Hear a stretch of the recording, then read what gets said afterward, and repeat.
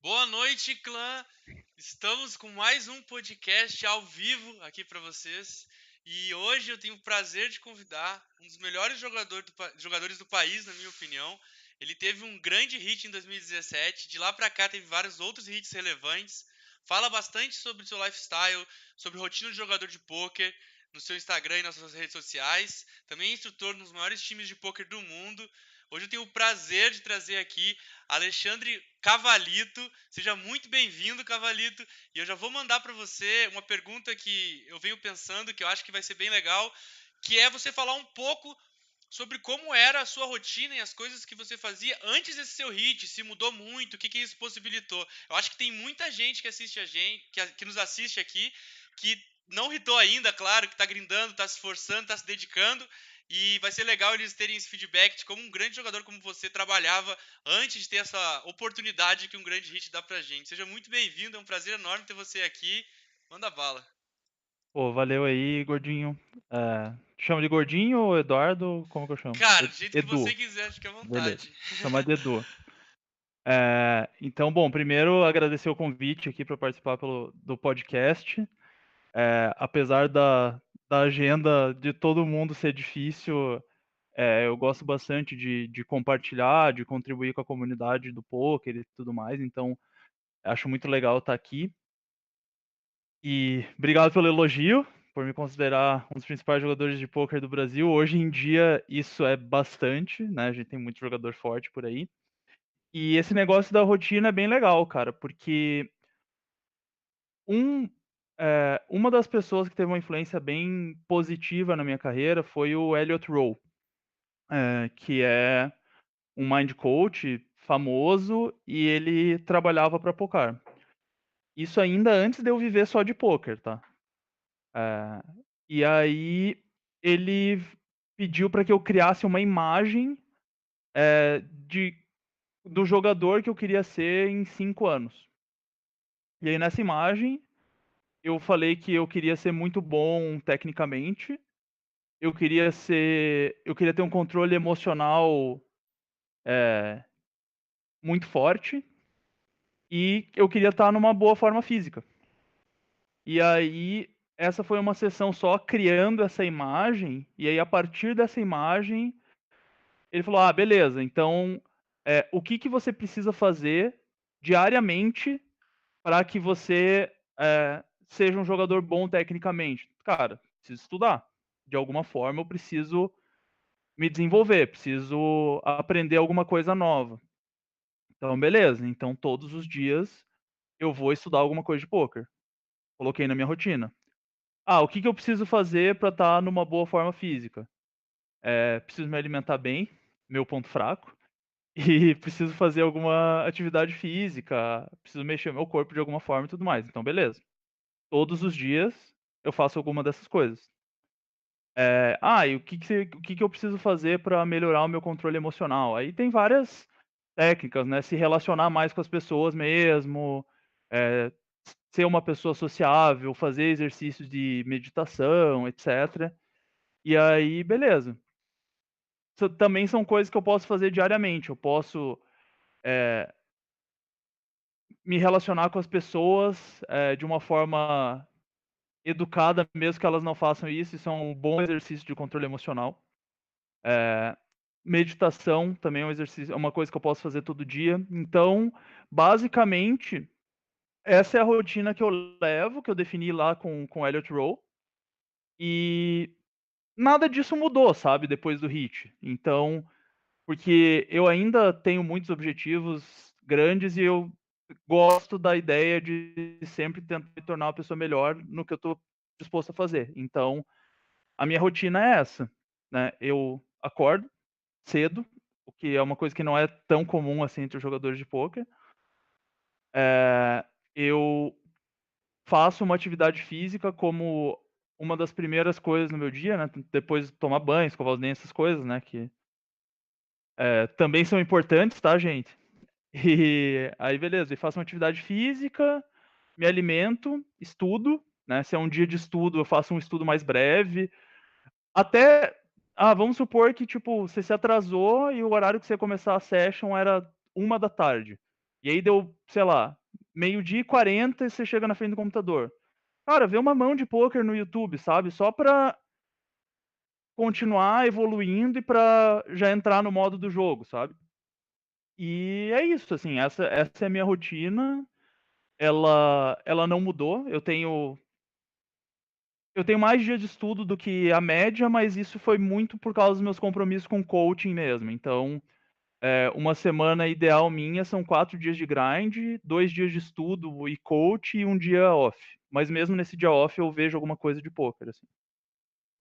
Massa demais. Cara, e nessa época, você estava se dedicando só ao poker, jogando poker, você já trabalhava... Porque eu sei que antes você teve uma época que você trampava num trabalho normal e jogava poker já, né? Nessa época que você teve esse coaching, que você já estava buscando e visualizando esse tipo de coisa, você já estava vivendo só de poker, como era? Não, na verdade não. Eu tentei viver só de poker pela primeira vez, sei lá, uns 6 anos atrás, mais acho. Falhei miseravelmente, assim, tipo, eu quebrei em 3 meses e deu ruim, voltei a trabalhar. Eh, e aí, o que que aconteceu? Eu continuava jogando recreativamente, eu estudava muito, e aí teve uma época que eu abri uma empresa com os meus amigos também, e tentei viver de poker mais uma vez. Tipo, eu tentei fazer as 2 coisas ao mesmo tempo, que foi a pior ideia da minha vida, assim, tocar a empresa e jogar poker mais do que eu jogava antes. Aí eu falhei miseravelmente também. E só que nessa falha miserável, eu consegui entrar pra Pocar. Eu jogava bastante City Go, que é o que o tempo me permitia, então, tipo, eu acordava mais cedo, jogava uma session de City Go, aí ia ter a minha rotina da empresa, aí à noite eu fazia mais uma session de City Go. Então nisso eu consegui colocar um volume bom. E aí eu consegui entrar pra Pocar. Eu falei para os meus amigos que eu não ia mais fazer parte da empresa, que eu queria dar mais atenção para isso, e eu não tinha guardado dinheiro suficiente também para investir. E aí, beleza. Aí eu entrei pra Pocar nesse tempo, só que, cara, eu estava total sem grana, assim, por mais que o meu deal me permitisse fazer saques na hora, todo mundo que é jogador de pôquer sabe que você pode passar, por melhor que você seja, você pode passar 3, 4 meses sem ter sem conseguir fazer um saque, né. E aí a minha grana foi acabando, e aí o dono da Pocar, eu trocava bastante ideia com ele, nessa época eu comecei a fazer o coaching mental com o Elliot Rowe, e aí eu falei: "Cara, tipo, eu quero tentar jogar pôquer, só que eu vou precisar de um tempo pra guardar dinheiro, tipo, pra eu conseguir me dedicar só a isso mesmo". E aí eu voltei a trabalhar mais uma vez, fiz um plano de guardar dinheiro, então eu tinha muitos poucos gastos nessa época, e e aí nesse período eu tinha algumas sessões com o Elliot Rowe, eu jogava aos sábados e domingos, então eu trabalhava segunda a sexta, jogava sábado e domingo. Eh, e aí nesse tempo eu acabei viajando pra fora ainda, e aí rolou, aí foi criada a Pocar Brasil, que hoje em dia é Pocar Latina. E eu era um jogador muito estudioso, participava de todas as aulas e tal, em grupo, e aí o dono da Pocar falou: "Cara, você pode ajudar a gente a gerenciar o time e a dar coach para o pessoal que joga mais barato". E aí, isso começou a ser o suficiente para pagar as minhas despesas, então eu já tinha guardado uma grana e tal. Eu ainda fui para mais um projeto fora, mas, tipo, aí eu já estava em condições de conseguir me bancar, assim. Mesmo se não tivesse rolado o projeto da Pocar Latina, 6 meses depois eu ia conseguir me bancar.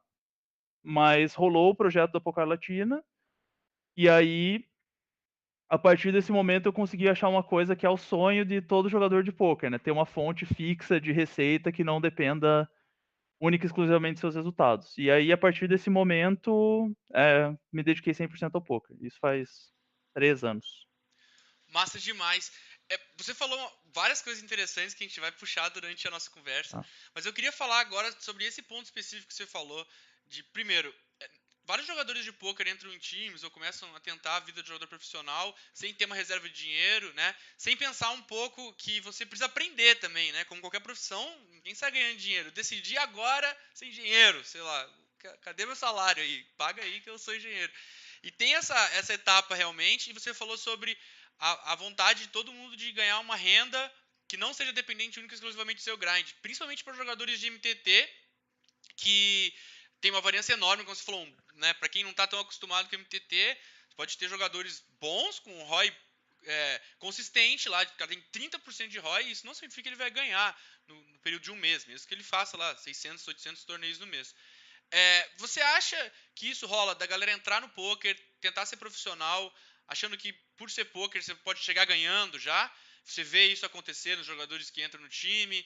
E como que você aconselha esse tipo de jogador assim, né, que não tá preparado para gastar um tempo e pagar pelo aprendizado, né? E Cara, não eu ter a acho renda? que isso é um pouco da mentalidade do latino-americano mesmo. Não é, é uma coisa que eu vejo muito nos países aqui da América do Sul mesmo. Vejo no Brasil, na Colômbia, na Argentina, que planejamento não é muito nosso forte, assim, sabe?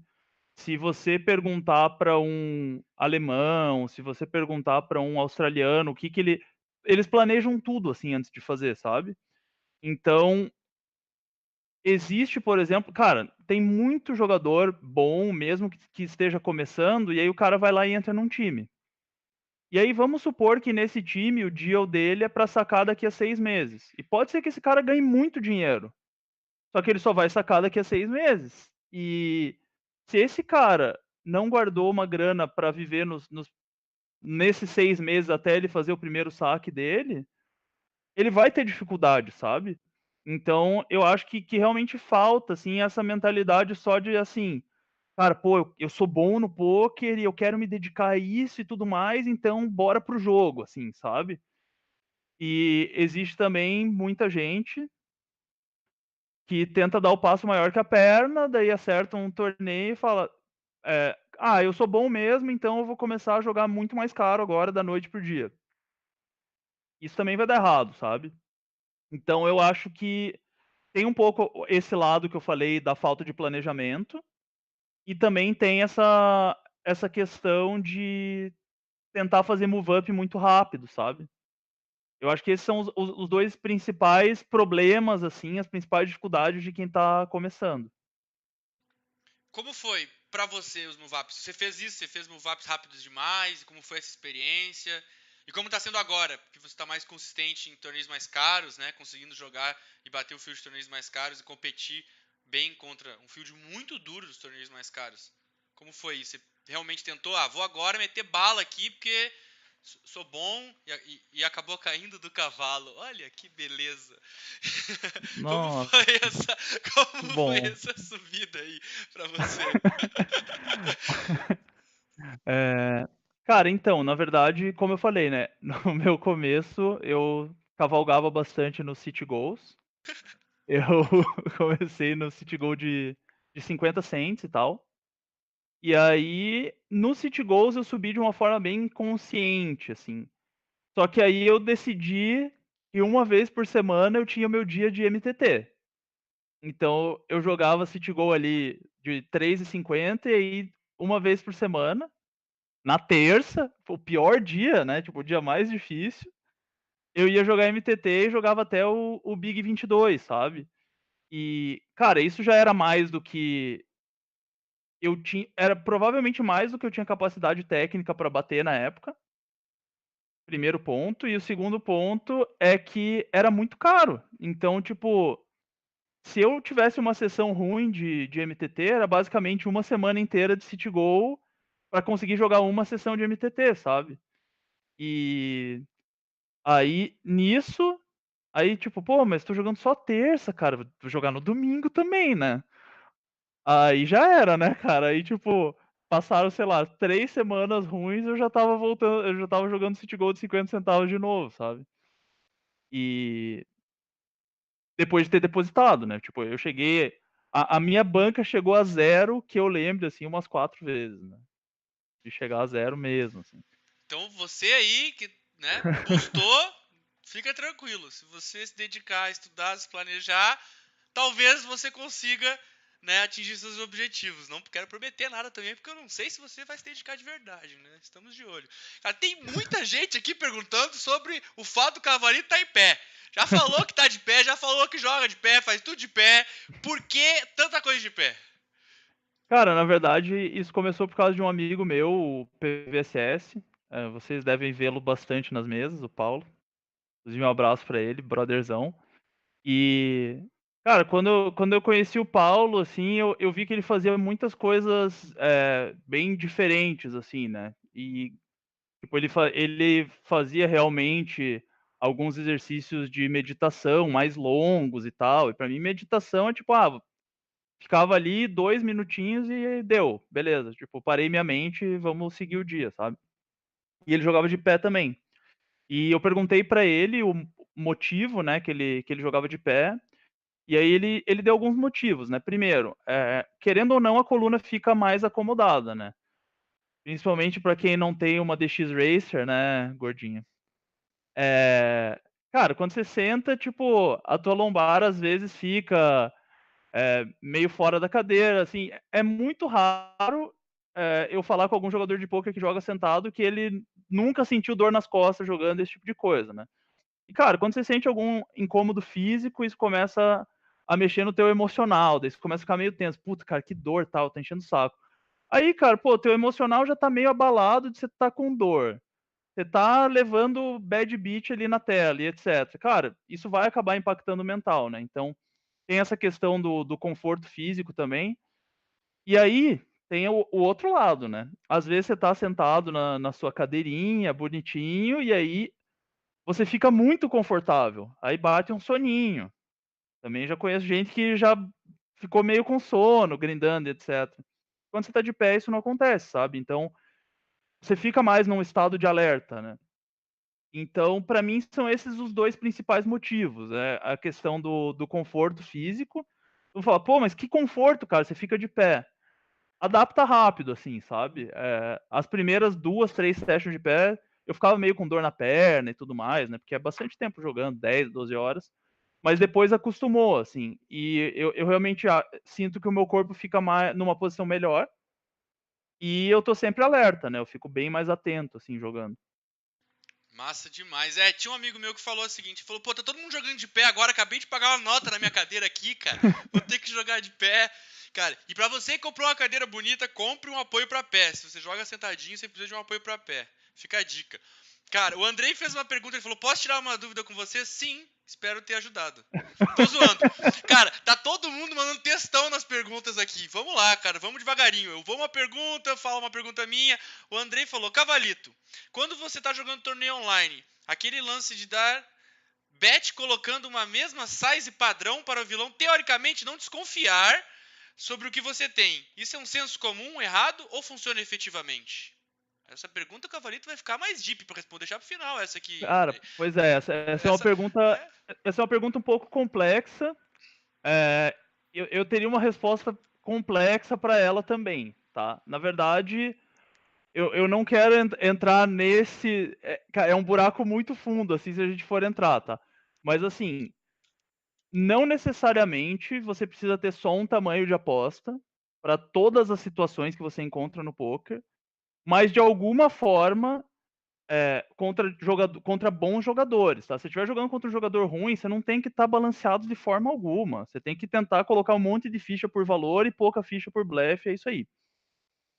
Mas assim, contra, contra jogadores competentes, para você se desenvolver como um jogador, é importante que nesses diferentes tamanhos de aposta você consiga ter mãos de valor e você consiga ter mãos de blefe.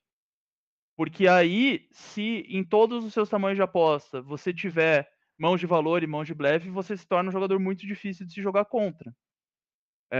Tem muito jogador que não tem isso, ou quando usa um determinado tamanho de aposta, tem muito mais valor do que blefe, e aí esse jogador não é tão difícil de jogar contra. Então, é importante ter essa consciência.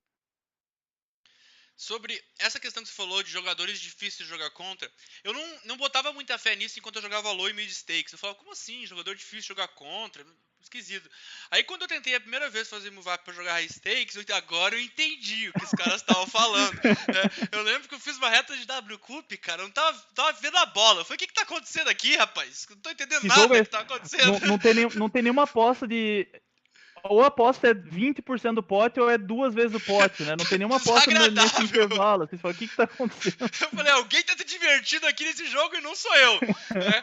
Cara, quais jogadores você acha que você já jogou que foram muito difíceis de jogar contra, que você joga, né, normalmente online ou live, que você fala, cara, esse cara aqui é muito chato de jogar contra, ele dificulta sempre os esportes, eu sempre me sinto numa situação desconfortável. Tem uma galera que você sabe de nome, assim? Tem, cara. Nesse W Cup eu tive o desprazer de jogar contra o True Teller, que é reg de cash high stakes. Cara, e aí assim, tipo, é W Cup, é Ultra Deep, etc. E estando Ultra Deep, ele tá muito mais na zona de conforto dele do que eu na minha. E aí, beleza. Aí eu fiz um plano pra jogar contra ele, né? Eu tinha um plano pra jogar contra ele, que aí assim, eu, né, na minha humildade, eu fui prever o que ele ia fazer numa jogada, né?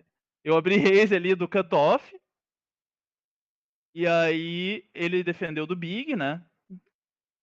E tinha alguém no small blind também. Aí bateu um flop XYZ, não vou lembrar exatamente de como foi a mão. E aí eu falei, cara, eu tinha uma mão de valor médio, assim, né? Aí eu falei, bom, essa é uma mão aqui que eu vou colocar no meu range de check back. E eu sei que no turn ele pode até overbetar nesse board aqui, fazer, sei lá, um pot e meio. E eu tô disposto a dar call nesse um pot e meio no turn e reavaliar a river. Esse era o plano, eu sabia o que ele ia fazer, certo? Aí beleza, eu dei check atrás e bateu o turn. Que era um turn muito bom pra mim. Era um turn que era muito melhor pra mim do que pra ele, apesar de não ter acertado a minha mão. Era um turn que era melhor pro meu range. Aí o jogador do small blind deu check.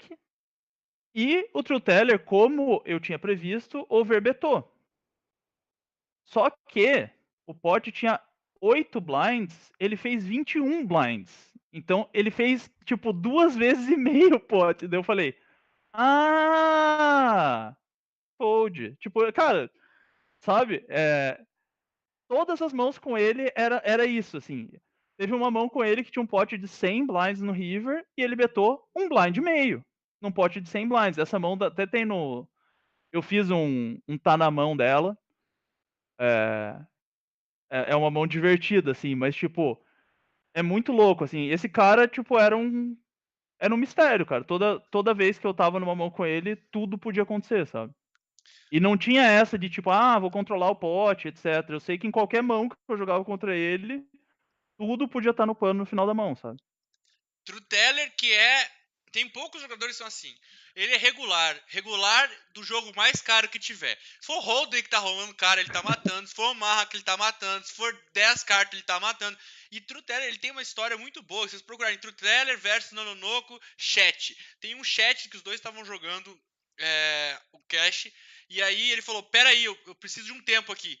Aí o Nononoko falou: What the fuck, isso quer um tempo? Que isso? Aí demorou, daqui a pouco ele voltou e falou: Não, tinha um urso aqui em volta de casa.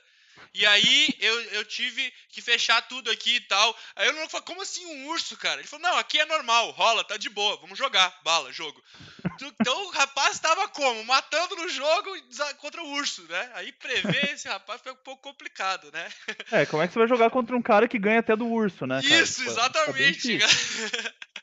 O Felipe Souza fez uma pergunta que eu vou dividir em algumas partes que eu achei interessante ali, mas ficou um textão também. Ele falou, olha, qual é o conhecimento que você considera crucial para jogadores que já têm uma base teórica boa e querem se profissionalizar no poker? Né? Que é meio que ele quer saber o que realmente diferencia um amador de um profissional no início de carreira. Certo. Primeira coisa, uma base teórica boa é algo meio. Depende de referencial, né? Eu não sei se o que você considera uma base teórica boa é efetivamente uma base teórica boa, né? Porque o poker ele tem um aspecto matemático que é mais simples do que as pessoas pensam, só que quando você fala a palavra matemática, a grande maioria das pessoas fica de cabelo em pé. Não é o meu caso, porque eu não tenho como ficar de cabelo em pé. Depois a minha foi ruim, né? Não, beleza. Então esse é o primeiro ponto, assim. Mas principalmente no começo, estudo e volume tem que estar muito próximos, assim. Porque você vai ter muito mais dúvidas enquanto você joga. Então, você tem que pegar essas dúvidas, marcar essas mãos e estudar, estudar, estudar, estudar. Então, tanto que no começo, no meu Insta uma vez eu falei que para quem tá começando, eu acho que é válido um 50-50 para quem tá querendo se profissionalizar, 50% estudo, 50% volume, e as pessoas não concordaram. Eu acho que assim, quando super começando, é volume. Você precisa jogar, você precisa se colocar em situações e você precisa pegar experiência. Aí quando fala, beleza, eu vou me profissionalizar, aí eu acho que você tem que dividir estudo e volume e ir tirando dúvidas nas suas sessões de estudo e voltar para o grind, e implementando coisas aos poucos. Aí depois vai entrar num momento que você fala, beleza, já sou profissional, já sou lucrativo, aí você pode volumar mais do que estudar, da maneira que for mais confortável para você, mas nunca deixe de se aprimorar, assim, sabe? Eu acho que isso vale para quem tá começando e vale para quem mata os jogos hoje em dia, assim, sabe? Massa demais. Falando Não sobre sei se eu estudo, respondi bem a pergunta. se ficou a dúvida, manda de novo, Felipe, que daí a gente vai trabalhando nessa também. Falando em estudar, quem acompanha as suas redes sociais, principalmente o Instagram, vê que você faz bastante estudos em grupo, além de assistir vídeos e tal, calcular a mão, você faz estudos em grupo, né? E com uma galera que joga muito bem. Qual a importância que você acha de montar grupos de estudo? E se você monta grupos desde quando você estava começando, né? Ou é uma parada que você tem feito agora, preparatório para bater mais os high stakes, falar com outros jogadores de high stakes? Cara, isso é fundamental e eu faço isso desde que eu entrei na Pocar, na verdade. Eu era o cara que, por exemplo, saía uma ferramenta nova de poker, e na época nova era HRC, e eu falei, beleza, vamos fazer um grupo de HRC e uma vez por semana a gente vai se juntar, assim. Eu acho que é muito importante e eu acredito que você ter outras pessoas e outros pontos de vista faz com que você se desenvolva muito mais rápido, tá? Hoje em dia, eu me considero num nível técnico bom. Eu sei mexer nas ferramentas que tirariam minhas dúvidas da grande maioria dos spots que eu me coloco. Mas é nessas sessões em grupo que, primeiro, o fato de você ter que preparar alguma coisa para apresentar para os outros já faz com que você precise ter um entendimento maior. Isso acontecia quando eu era coach e acontece agora nas sessões de grupo com os meus amigos. Então, eu estudo, eu estudo esse tema. E essa semana o tema é tão complexo que eu vou dedicar o dia inteiro para esse tema. Mas, enfim. E aí, por exemplo, quando tem esses estudos em grupo, eu me disponibilizo a fazer uma apresentação para o grupo desse tema que eu estou estudando na semana. Então, eu, isso acaba me puxando também para eu estudar com mais seriedade quando eu estudo sozinho, né? E, cara, muitas vezes nesses grupos, uma frase de alguém ou um insight fez eu ter transformado muito grande no meu. E uma outra coisa é que, geralmente, nesses grupos, vão mãos e quando são jogadores muito bons que têm alguma dúvida num spot, é, é bem interessante, assim, porque a evolução ela é muito grande.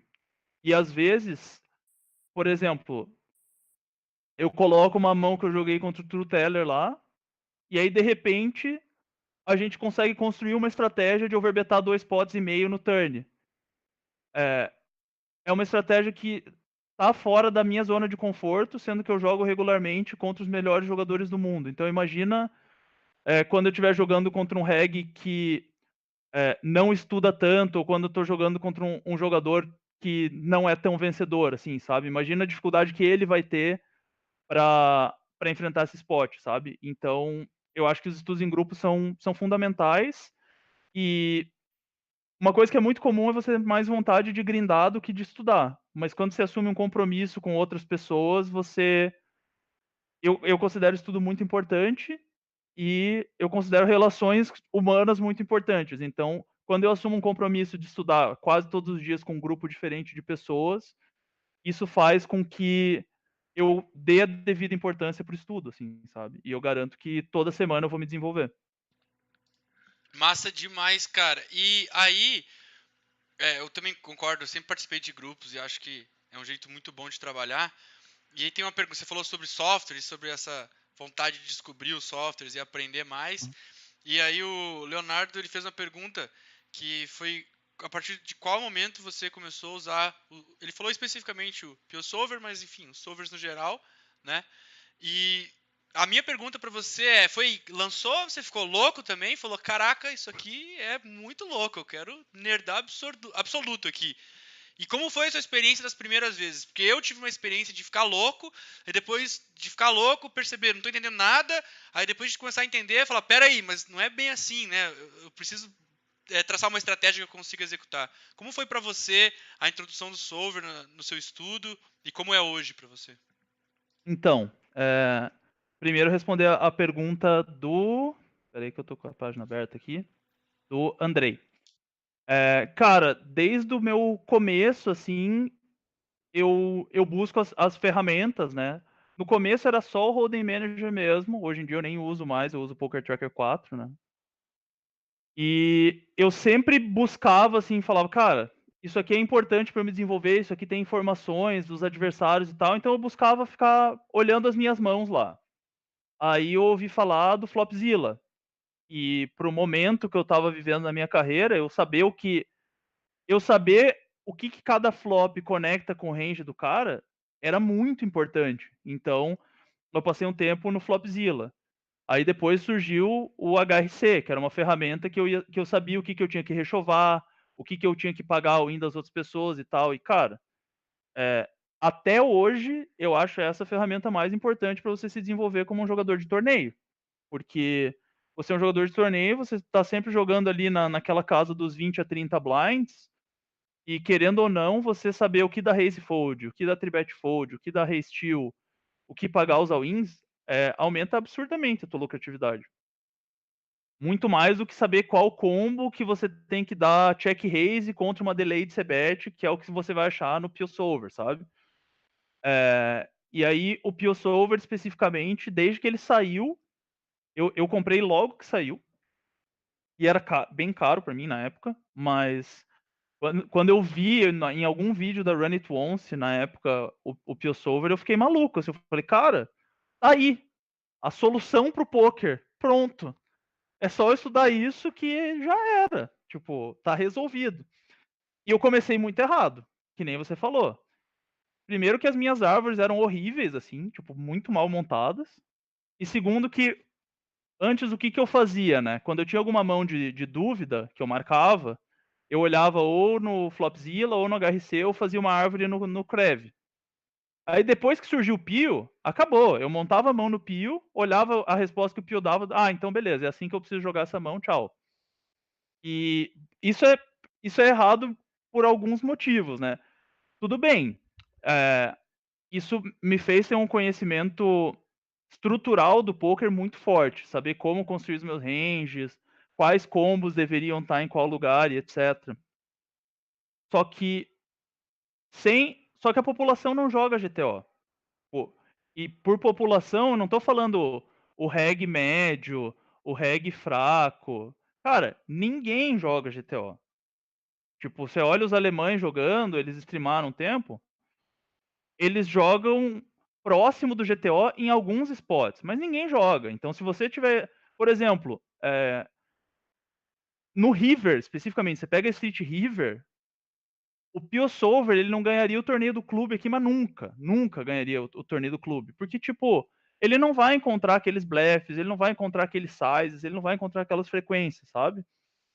Então, aí depois eu descobri a parte de node lock no PeoSolver, que é você travar as árvores de acordo com as tendências da população. Então, hoje em dia, Então, quando o PioSolver saiu, respondendo a sua pergunta, eu pegava todas as mãos, jogava no PioSolver, tchau. Olhava o que ele fazia, tal, tentava mais ou menos entender e tchau.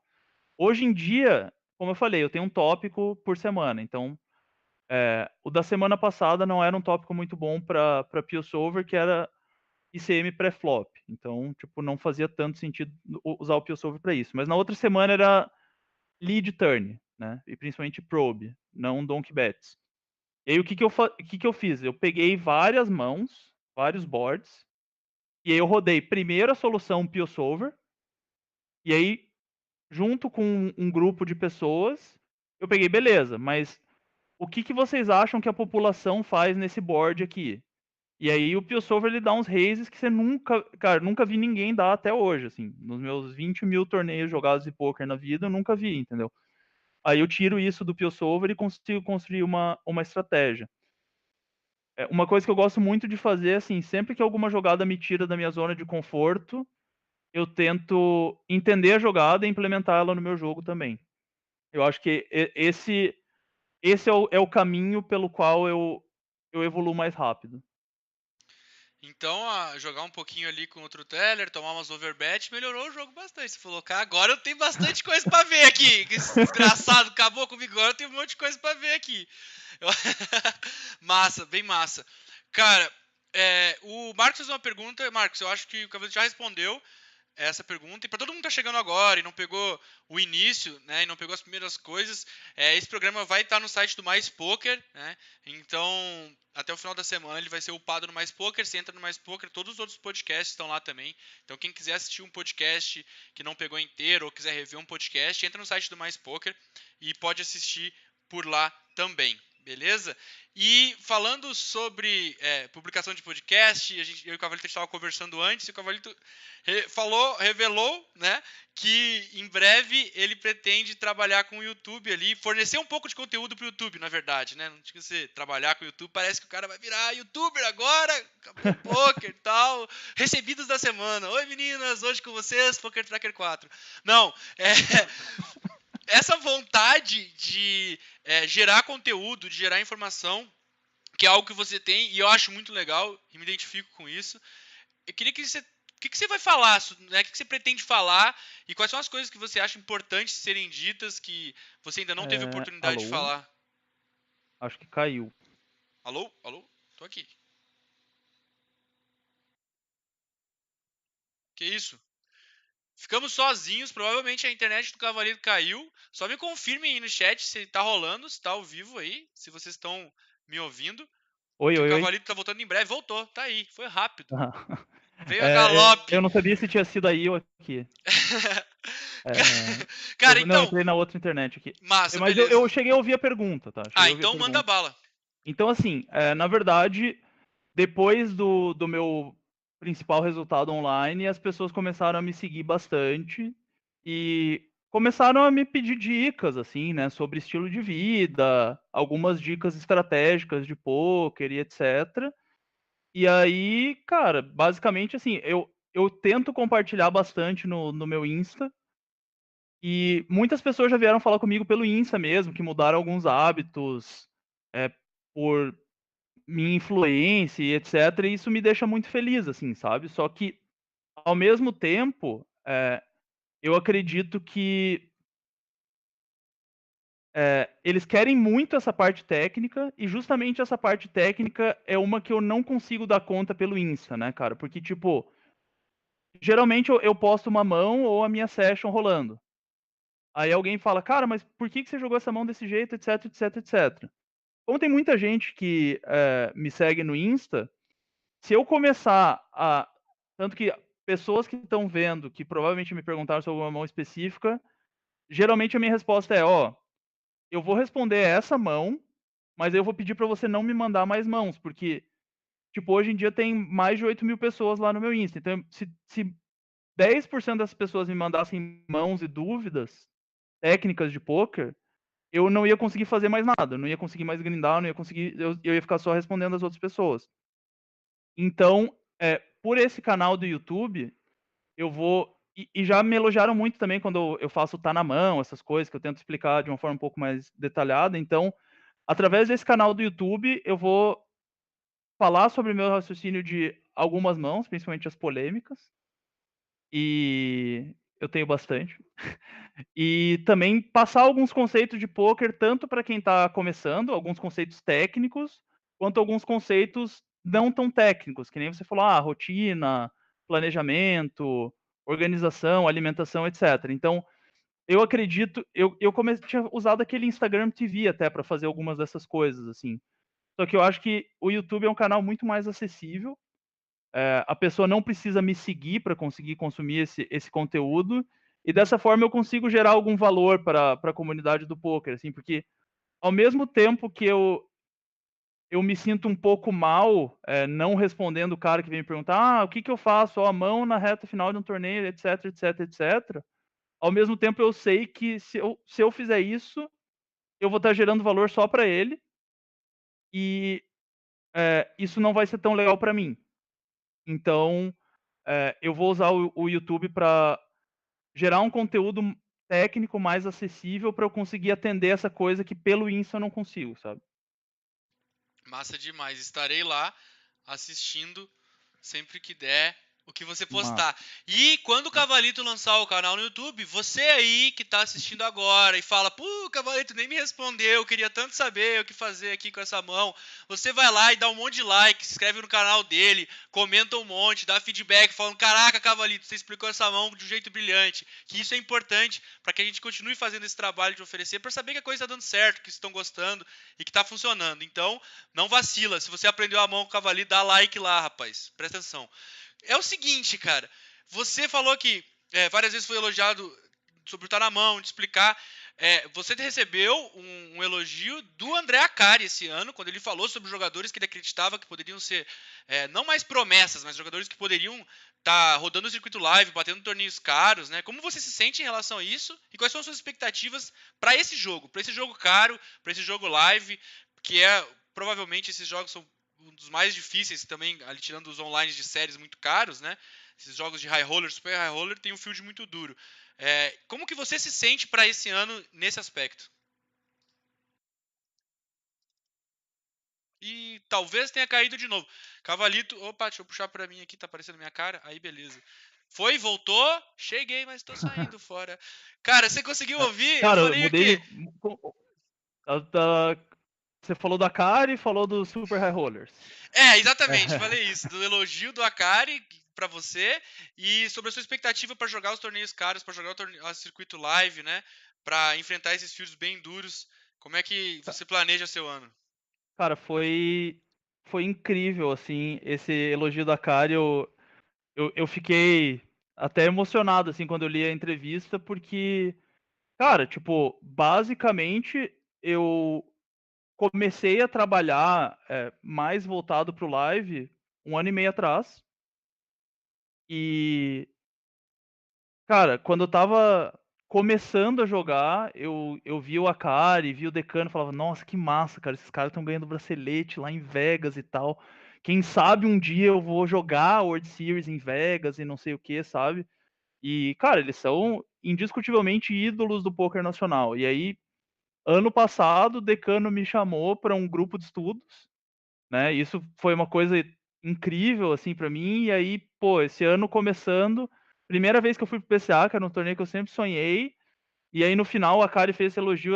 Cara, até mandei uma mensagem para ele, cara, que, pô, o cara é um mega ídolo e eu fiquei muito, muito feliz, assim, muito emocionado de ser considerado, né, uma das principais promessas aí do poker brasileiro pro futuro. E, cara, quando eu tive o meu principal resultado da carreira, eu foi a primeira série que eu joguei caro mesmo, que a Pocar decidiu que ia me colocar naqueles torneios. O main event especificamente eu tive que dar uma choradinha, pedir. Porque tanto o Jeff Ganger, que é o principal jogador da história da Pocar, quanto o Ape Styles, que pra mim é o melhor coach de poker do universo, assim, eles falaram, cara, tipo, esse cara tá muito bom tecnicamente. Ele consegue jogar todos esses jogos, ele é lucrativo em todos esses jogos. Por algum motivo ele não tá sendo. Era um ano que eu estava andando de lado, assim, total. E aí, quando eu aí eu mudei uma coisinha no meu mindset e as coisas começaram a dar mais certo, assim. E quando eu estava batendo de frente com esses caras que eram, eh, os melhores do mundo online, eu vi eles cometerem erros, assim, e tal, daí eu lembrei: "Cara, eles também são humanos, né, cara, que loucura", assim, e tal, tipo, eles também cometem erros, eles também são, acessíveis. E aí eu fui para o Live, até na busca de um desafio novo, e aí fui jogar World Series e etcétera. E, cara, a Live é muito gostoso, né, tem todo o lado social da coisa e tudo mais, e eu coloquei como um objetivo pessoal meu até 2020, ano que vem, começar a jogar esses high rollers, super high rollers live mesmo, tá. E acabou que no final do ano passado eu puxei uma vaga para o 25K do party, lá nas Bahamas. E então o meu objetivo foi alcançado de uma certa forma 2 anos antes, né. E eu estava na mesa mais sinistra da minha vida, assim, tipo era com certeza eu era o bobo da mesa, ainda bem que sentou um cara que eu nunca vi antes, assim, mas se duvidar mesmo depois dele ter sentado eu ainda era o bobo da mesa, assim. E, cara, eu acho que tecnicamente tem muitos brasileiros que são capazes de ganhar esses torneios ao redor do mundo. O Padilha me falou isso também, e ele fez reta do torneio, né. E eu acho que o que falta mesmo pra gente estar brigando de igual para igual com esses caras É é a questão de mentalidade, cara, é a questão de acreditar e querer buscar, assim, sabe. Claro que é muito mais caro, tanto efetivamente como psicologicamente para o brasileiro dar um buy-in de 25K, mas tecnicamente a gente tá pronto, sabe. E, como eu falei, eu tô sempre buscando evoluir, tô sempre buscando desafios maiores, e hoje em dia esses são os maiores desafios que existem. Mas eu acho que tem muito brasileiro que tá pronto pra bater de frente com esses caras. Inclusive no PCA 1K que eu fiz FT estava o Iso lá e outros torneios que eu fiz reta com o Adrian Matheus, com o Chris Kruk, o Apoteose, etcétera.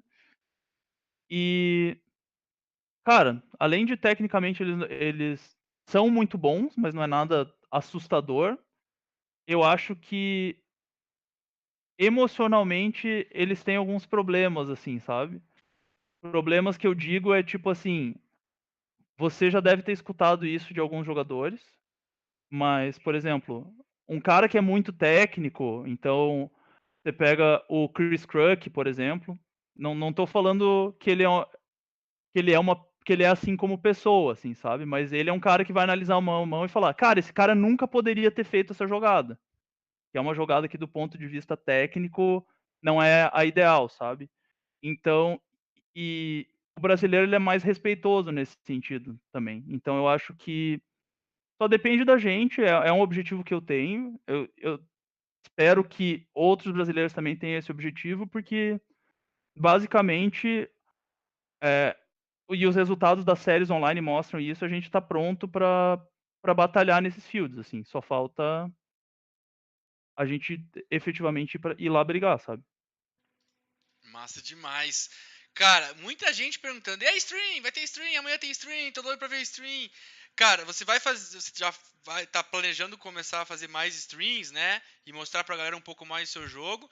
E sempre tem uma pergunta parecida: será que é possível aprender assistindo streams? O quão é possível aprender assistindo streams? E o quão relevante você acha hoje em dia, por exemplo, como você falou, a galera da German Crew lá tava fazendo streams durante as séries, né? Até rolou umas streams de cash game. Tem alguns caras, esses dias teve uma stream de um reg de cash sendo analisado pelo MMA Sherdog lá, que é um reg de cash muito caro. Você acha que dá para aprender assistindo stream? E como você aconselha alguém a assistir uma stream que está focado em aprender? E quando vai rolar a sua stream? Quais são as suas promessas de streams? O que você pretende trabalhar nesse sentido também? Cara, então, a stream é algo engraçado, assim, porque era uma ideia que surgiu no nosso grupo de estudos, aí eu tive a ideia: "Beleza, vamos fazer stream".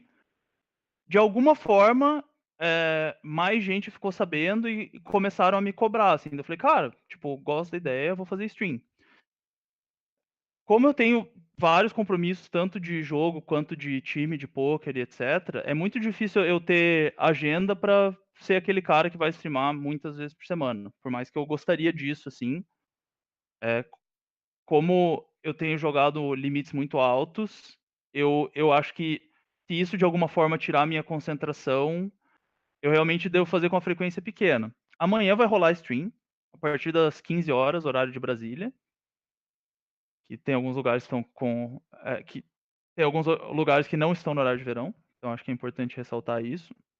E eu acho que dá para aprender vendo stream? Dá. Como também dá para você só se divertir, dá só para você zoar o streamer, dá só para você fazer pergunta. E muitas coisas que você faz na sua vida, a efetividade delas vai depender da sua intenção.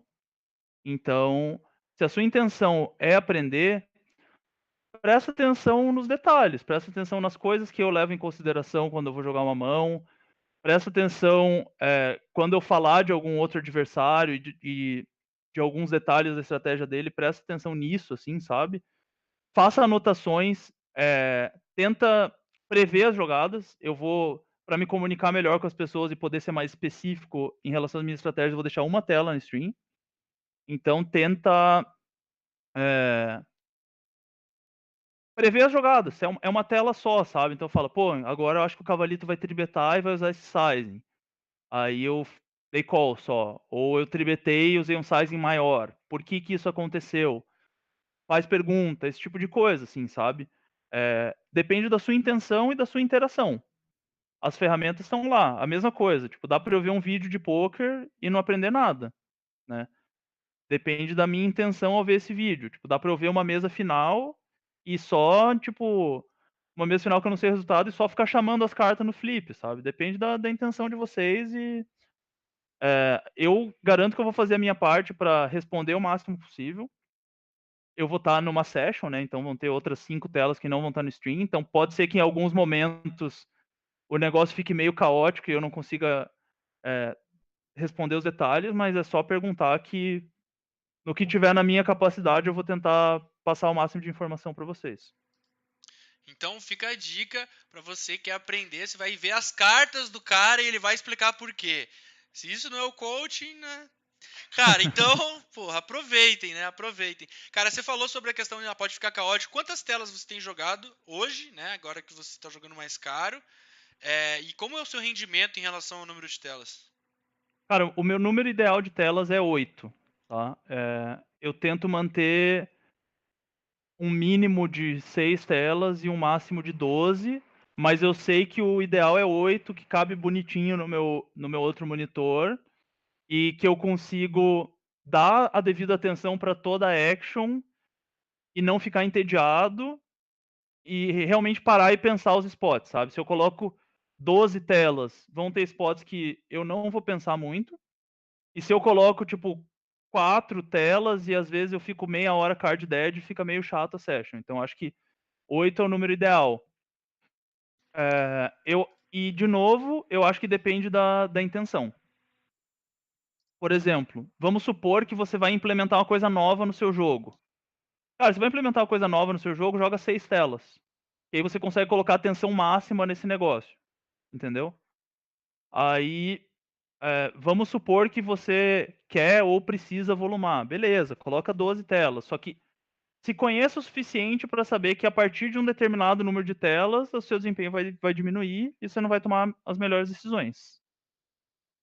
Massa demais. Então, para você que é o doidão das telas aí, quer jogar 134 telas ao mesmo tempo, fica ligado, malandro. E é uma questão muito particular, é uma habilidade, então você pode ser mais ou menos habilidoso dependendo do seu treinamento, e você pode ter um rendimento melhor ou maior dependendo de como é o seu processo de pensamento. Então, se conhecer eu acho que é muito importante para isso. Quem perguntou stream, tem um suporte de luxo.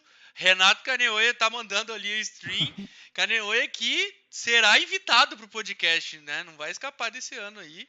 Em breve vou trazer o japonês para falar com vocês, que é um cara nota 10, que tem muita Um coisa para grande falar, homem. com Porém, certeza. não tão grande assim, mas ele é grande.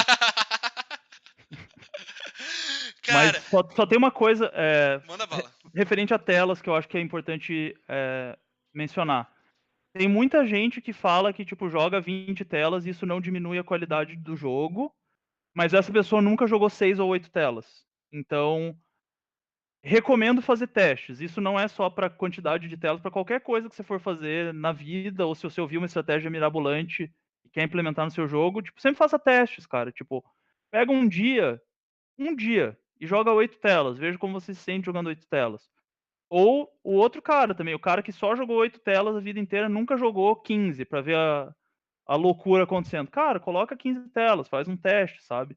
Nesse dia que você for fazer um teste, jogue mais barato ou alguma coisa assim, sabe? Mas eu acho que é importante, assim, você fazer cada vez mais ajustes e se conhecer melhor para garantir que você vai ter a melhor performance em qualquer coisa que você se dispor a fazer, né?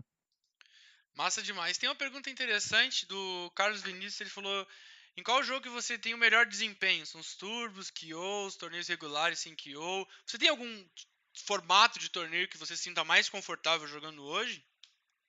Com certeza, torneio regular.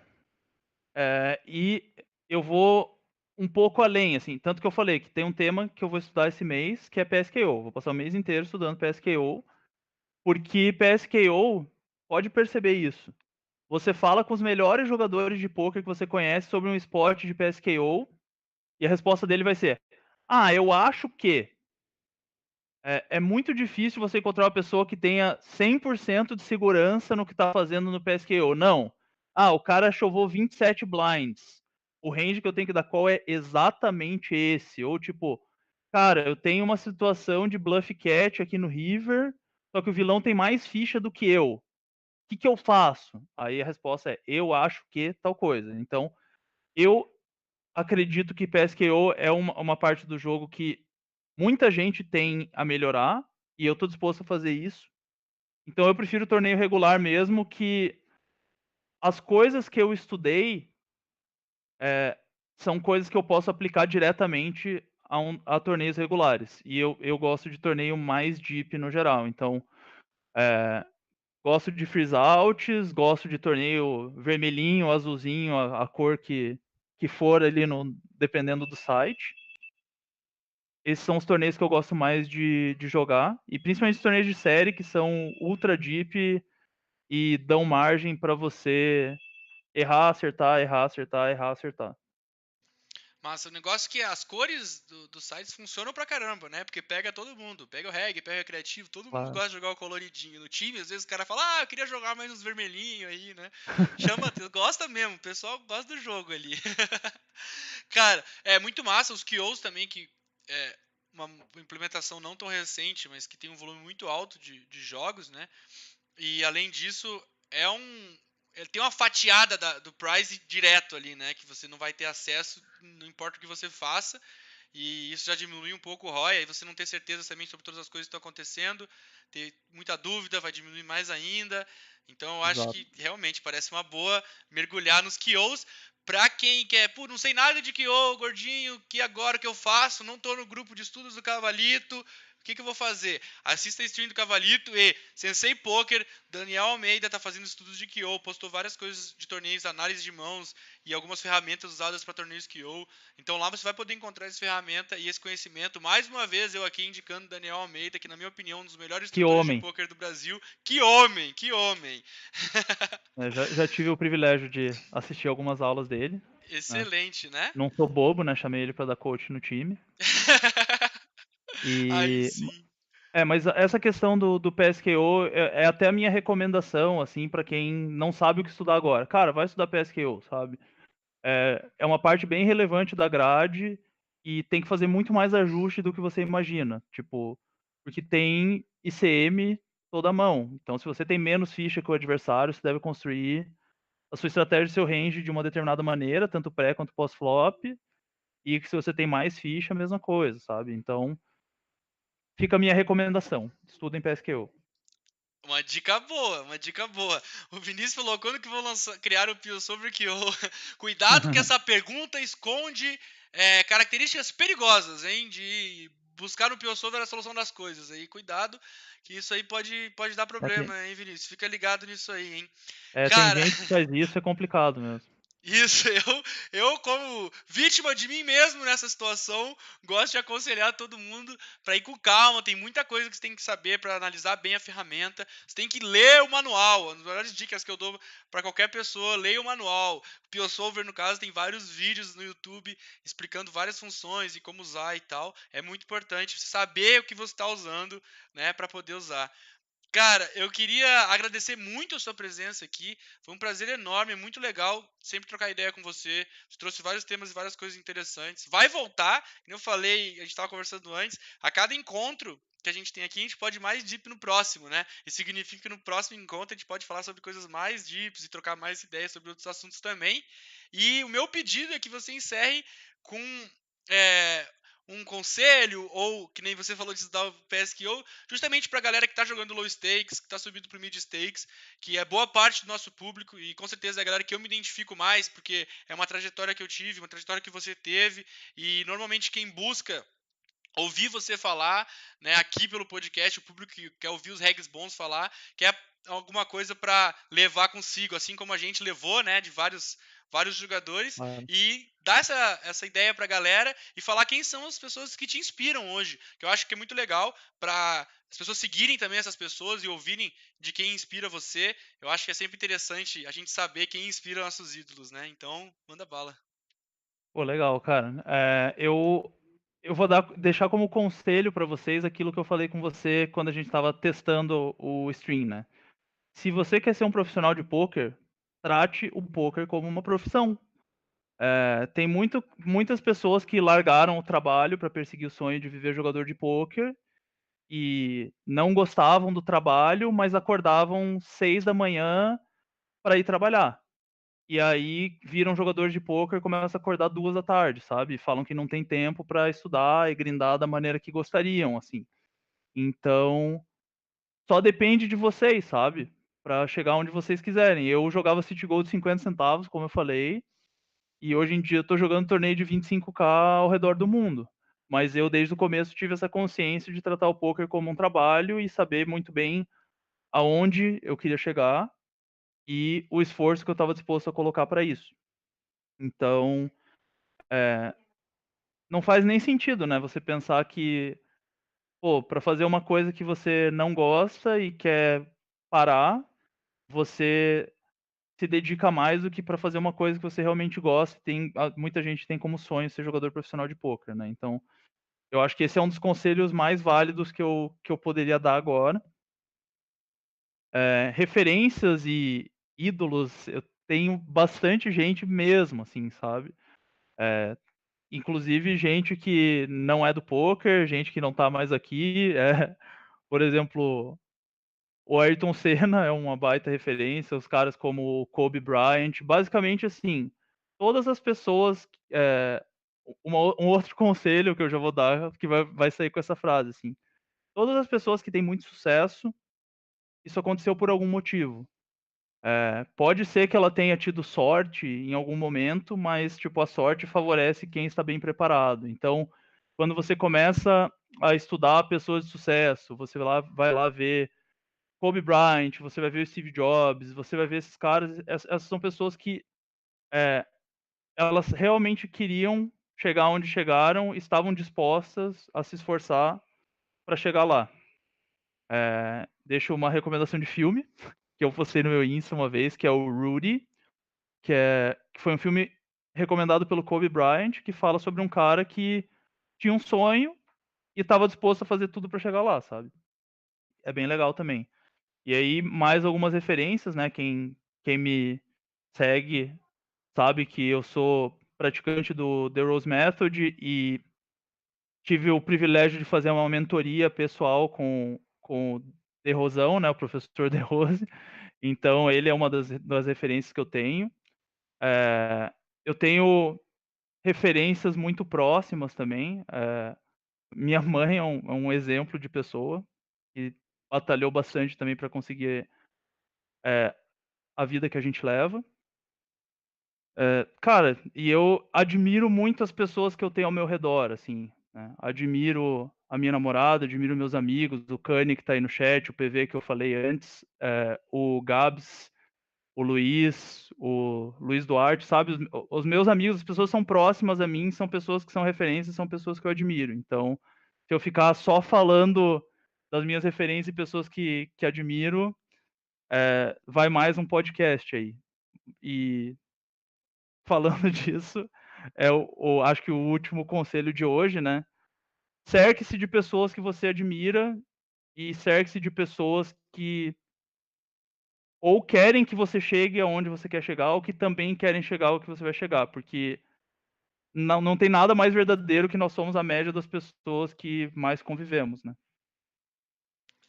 Excelente, fica aí, pedimos uma, levamos 13 dicas, né? Então fica para vocês. Espero que vocês tenham curtido o podcast. Quem perguntou se vai ser gravado, sim, está sendo gravado e vai estar disponível no Mais Poker, né? Que é, ó, eu sempre quis fazer isso, cara. Vai aparecer aqui, ó, o Mais Poker. Então você entra no Mais Poker, que tem todos os podcasts por lá. Você pode assistir eles várias vezes, anotar os conselhos, imprimir a foto do cara falando para olhar todo dia e lembrar do conselho dele. Então, vai estar disponível sim. Muito obrigado pela presença de todos vocês. É um prazer sempre trazer as pessoas que eu admiro, que eu gosto, e poder ter essa liberdade de escolher as pessoas que vão vir para cá. Então, eu queria dizer que você foi escolhido por mim e eu quero que isso tenha algum significado, porque eu realmente admiro várias coisas que você faz. Então, muito obrigado por ter vindo. Muito obrigado a todos vocês que assistiram. E semana que vem a gente vai ter mais podcast. Lá no meu Instagram eu sempre anuncio o podcast. Ouço também, quando eu faço a enquete, quem vai ser o podcast? Já escolhi esse, mas eu ouço pro próximo, né?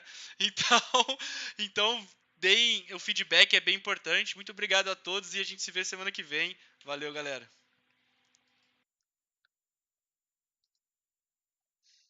Feito. Aí sim,